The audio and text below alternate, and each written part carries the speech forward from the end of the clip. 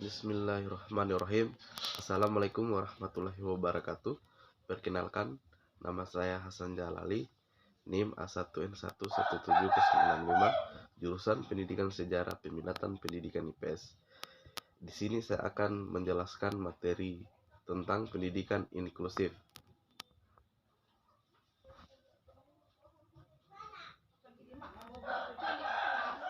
A. Pengertian pendidikan inklusif.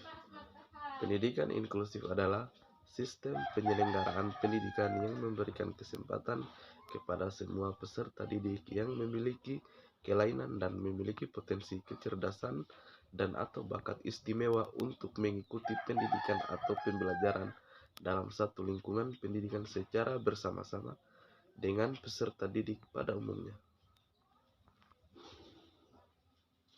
B. Konsep pendidikan inklusif. Tujuan pendidikan inklusif adalah terbagi atas dua. Yang pertama, memastikan bahwa semua anak memiliki akses terhadap pendidikan yang terjangkau, efektif, relevan, dan tepat dalam wilayah tempat tinggalnya. Yang kedua, memastikan semua pihak untuk menciptakan lingkungan belajar yang kondusif agar seluruh anak terlibat dalam proses pembelajaran. Jadi, inklusif dalam pendidikan merupakan proses peningkatan partisipasi siswa dan mengurangi keterpisahannya dari budaya, kurikulum, dan komunitas sekolah setempat. Prinsip pendidikan inklusif terbagi atas 7. Yang pertama, terbuka, adil, dan tanpa diskriminasi. Yang kedua, peka terhadap setiap perbedaan. Yang ketiga, relevan dan akomodatif terhadap cara belajar. Yang keempat, berpusat pada kebutuhan dan keunikan setiap individu peserta didik. Yang kelima, inovatif dan fleksibel. Yang keenam, kerjasama dan saling mengupayakan bantuan. Yang ketujuh, kecakapan hidup yang mengefektifkan potensi individu peserta didik dengan potensi lingkungan. Prinsip penyelenggaraan pendidikan inklusif terbagi atas 3. Yang pertama, pendidikan yang ramah. Yang kedua, mengakomodasi kebutuhan. Yang ketiga, mengembangkan potensi peserta didik seoptimal mungkin. C. Falsafah pendidikan inklusif. Secara umum, falsafah pendidikan inklusif adalah mewujudkan suatu kehidupan yang ramah, tidak diskriminatif dalam segala aspek kehidupan masyarakat. Dengan demikian, inklusif tidak hanya dalam aspek pendidikan, tetapi dalam segala aspek kehidupan. Inklusif berarti juga suatu cita-cita seperti halnya kehidupan adil dan makmur serta sejahtera yang harus dicapai dalam satu kehidupan masyarakat. Falsafah pendidikan inklusif adalah upaya mewujudkan sekolah yang ramah dalam pembelajaran.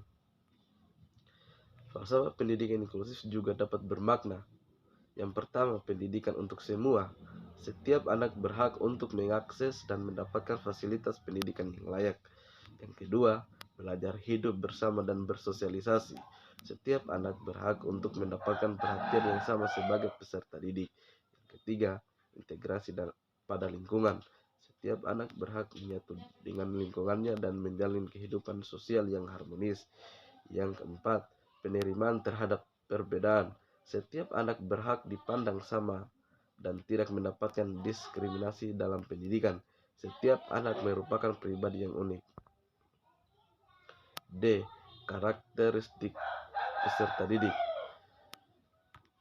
Karakteristik peserta didik terbagi atas 2. Yang pertama, karakteristik peserta didik anak berkebutuhan khusus terbagi atas 10. Yang pertama, sulit komunikasi. Yang kedua, kesulitan belajar. Yang ketiga, kelainan fisik. Yang keempat, bersikap membangkang. Yang kelima, emosional.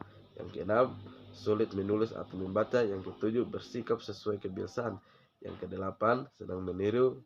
Yang kesembilan, sensitivitas tinggi. Yang kesepuluh, bertindak gugup. Karakteristik peserta didik anak berbakat terbagi atas 10. Yang pertama, memiliki ciri khas. Yang kedua, memiliki daya ingat kuat. Yang ketiga, gaya belajar lebih dewasa. Yang keempat, suka membaca. Yang kelima, rasa ingin tahu tinggi. Yang keenam, suka bersosialisasi. Yang ketujuh, memiliki daya imajinasi tinggi. Yang kedelapan, gemar mengoleksi benda. Yang ke-9, memiliki banyak keterampilan. Yang ke-10, cerdas. Model pendidikan inklusif yang diselenggarakan pemerintah Indonesia yaitu model pendidikan inklusif moderat. Pendidikan inklusif moderat yang dimaksud yaitu yang pertama, pendidikan inklusif yang memadukan antara terpadu dan inklusif penuh. Yang kedua, model moderat ini dikenal dengan model mainstream. Model pendidikan mainstreaming merupakan model yang memadukan antara pendidikan untuk anak berkebutuhan khusus dengan pendidikan reguler. Peserta didik berkebutuhan khusus digabungkan ke dalam kelas reguler hanya untuk beberapa waktu saja.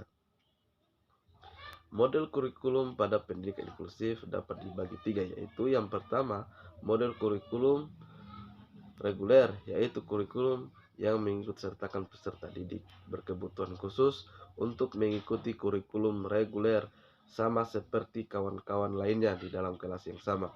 Yang kedua, model kurikulum reguler dengan modifikasi, yaitu kurikulum yang dimodifikasi oleh guru pada strategi pembelajaran, jenis penilaian, maupun pada program tambahan lainnya dengan tetap mengacu pada kebutuhan peserta didik berkebutuhan khusus.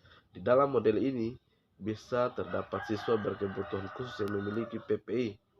Yang ketiga, model kurikulum PPI, yaitu kurikulum yang dipersiapkan guru program PPI yang dikembangkan bersama tim pengembang yang melibatkan guru kelas, guru pendidikan khusus, kepala sekolah, orang tua, dan tenaga ahli lain yang terkait. Itulah penjelasan dari saya. Kalau ada salah-salah kata, mohon dimaafkan.